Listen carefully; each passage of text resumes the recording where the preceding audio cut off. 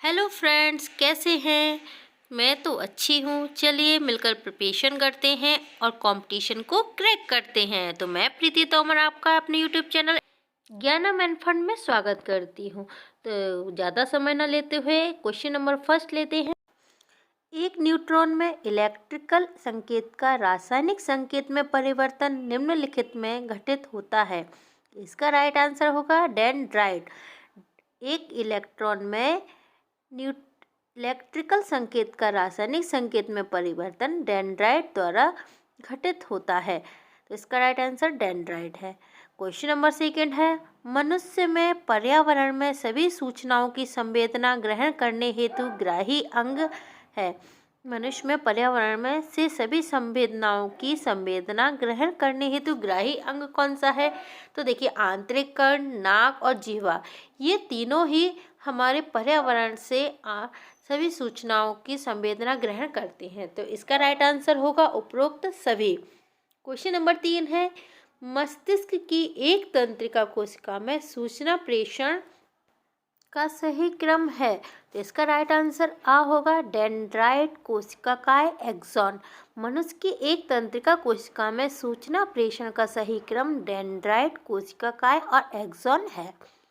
Question number 4 है, वह स्थान जहाँ से एक न्यूरॉन दूसरे न्यूरॉन से जुड़ता है वह क्या कहलाता है। तो इसका राइट आंसर होगा सिनेप्स। वह स्थान जहाँ से एक न्यूरॉन दूसरे न्यूरॉन से जुड़ता है सिनेप्स कहलाता है। क्वेश्चन नंबर 5 है, मनुष्य के मस्तिष्क में प्रतिवर्ती चाप का निर्माण होता है। इसका राइट आंसर होगा मेरुरज्जु में। तो मनुष्य के मस्तिष्क में प्रतिवर्ती चाप का निर्माण मेरुरज्जु में होता है। क्वेश्चन नंबर 6 है, प्रतिवर्ती चाप में सूचनाओं का ग्रहण करने वाली तंत्रिका कहलाती है। तो इसका राइट आंसर होगा संवेदी तंत्रिका कोशिका। इसका राइट आंसर भी होगा संवेदी तंत्रिका कोशिका। प्रतिवर्ती चाप में सूचनाओं का ग्रहण करने वाली तंत्रिका संवेदी तंत्रिका कोशिका कहलाती है। क्वेश्चन नंबर 7 है, मनुष्य में केंद्रीय तंत्रिका तंत्र निर्मित होता है। तो इसका राइट आंसर होगा मस्तिष्क तथा मेरुरज्जु से। मनुष्य में केंद्रीय तंत्रिका तंत्र निर्मित कहाँ होता है? मस्तिष्क तथा मेरुरज्जु से। इसका राइट आंसर है मस्तिष्क तथा मेरुरज्जु से। क्वेश्चन नंबर 8 है, मनुष्य में परिधीय तंत्रिका तंत्र का निर्माण होता है। परिधीय तंत्रिका तंत्र का निर्माण कहाँ होता है? तो इसका राइट आंसर होगा कपाल तंत्रिकाओं तथा मेरु तंत्रिकाओं में होता है, तंत्रिकाओं से होता है। तो मनुष्य में परिधीय तंत्रिका तंत्र का निर्माण कपाल तंत्रिकाओं तथा मेरु तंत्रिकाओं से होता है। क्वेश्चन नंबर 9 है, मनुष्य का मुख्य सोचने वाला भाग है। तो इसका राइट आंसर होगा अग्र मस्तिष्क। मनुष्य का सोचने वाला भाग है अग्र मस्तिष्क। क्वेश्चन नंबर 10 है, मनुष्य में प्रतिवर्ती क्रिया का केंद्र है। मनुष्य में प्रतिवर्ती क्रिया का केंद्र कौन सा है? तो इसका राइट आंसर होगा मेरुरज्जु। इसका राइट आंसर है मेरुरज्जु। क्वेश्चन नंबर 11 है, सुनने, देखने और सूंघने के केंद्र मस्तिष्क के किस भाग में होते हैं? सुनने, देखने और सूंघने के केंद्र मस्तिष्क के किस भाग में होते हैं? तो इसका राइट आंसर होगा अग्र मस्तिष्क। अग्र मस्तिष्क में सुनने, देखने और सूंघने के केंद्र होते हैं। क्वेश्चन नंबर 12 है, भूख का केंद्र मस्तिष्क के किस भाग में होता है? भूख का केंद्र मस्तिष्क के किस भाग में होता है? तो इसका राइट आंसर है अग्र मस्तिष्क में। भूख का केंद्र मस्तिष्क के अग्र मस्तिष्क में होता है। क्वेश्चन नंबर 13 है, रक्त दाब, लार आना तथा बमन का केंद्र मस्तिष्क के किस भाग में होता है?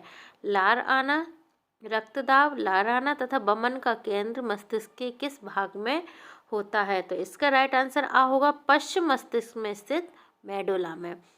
पश्चिम मस्तिष्क में मेडुला स्थित होता है, वहाँ पर रक्तदाब, लाराना तथा बमन का केंद्र स्थित होता है। क्वेश्चन नंबर 14 है, एक सीधी रेखा में चलना, साइकिल चलाना, एक पेंसिल उठाना जैसी क्रिया है मस्तिष्क के किस भाग से नियंत्रित होती है? तो इसका राइट आंसर होगा आ, अनुमस्तिष्क से। तो देखिए, एक सीधी रेखा में चलना, साइकिल चलाना और एक पेंसिल उठाना जैसी जो क्रियाएं हम करते हैं वो मस्तिष्क के किस भाग से होती हैं? अनुमस्तिष्क से। तो क्वेश्चन नंबर 15 है, मानव मस्तिष्क का कौन सा भाग ऐच्छिक क्रियाओं की परिशुद्धि दी तथा शरीर की संस्थिति तथा संतुलन के लिए उत्तरदायी होता है? मानव मस्तिष्क का कौन सा भाग ऐच्छिक क्रियाओं की परिशुद्धि की तथा शरीर की स्थिति तथा संतुलन के लिए उत्तरदायी होता है? तो इसका राइट आंसर होगा द अनुमस्तिष्क। अनुमस्तिष्क इन सारी क्रियाओं के लिए, ऐच्छिक क्रियाओं की परिशुद्धि तथा शरीर की स्थिति संतुलन के लिए उत्तरदायी होता है अनुमस्तिष्क। तो ये 15 क्वेश्चन जो है नियंत्रण एवं समन्वय विषय से संबंधित हैं। इस टॉपिक से जितने भी क्वेश्चन बन रहे थे वो सारे इम्पोर्टेंट क्वेश्चन ये हैं। चलिए आगे का टॉपिक स्टार्ट करते हैं। नेक्स्ट टॉपिक बहुत ही इम्पोर्टेंट है जिससे कई सारे क्वेश्चन पूछे जाते हैं, जो कि है जीव जनन। जीव जनन से जो भी इम्पोर्टेंट क्वेश्चन बनते हैं वो मैं आपके लिए लेके आई हूँ। तो चलिए स्टार्ट करते हैं। किसी कोशिका में आनुवांशिक संकेत निहित होते हैं। क्वेश्चन नंबर फर्स्ट क्या है? किसी कोशिका में आनुवांशिक संकेत निहित होते हैं। डीएनए में, आरएनए में, कोशिका द्रव में, उपरोक्त में से सभी में। इसका राइट आंसर डी होगा, उपरोक्त सभी में। तो किसी कोशिका में आनुवांशिक संकेत डीएनए में भी होते हैं, आरएनए में भी होते हैं और कोशिका द्रव में भी होते हैं। तो इसका राइट आंसर क्या होगा? द उपरोक्त सभी में। क्वेश्चन नंबर सेकंड है, कोशिका के केंद्रक में किस भाग में प्रोटीन संश्लेषण हेतु सूचना निहित होती है? कोशिका के केंद्रक में किस भाग में प्रोटीन संश्लेषण हेतु सूचना निहित होती है? तो इसका राइट आंसर होगा द उपरोक्त में से कोई नहीं। क्वेश्चन नंबर 3 है, अमीबा तथा लेशमानिया में जनन किस विधि से होता है?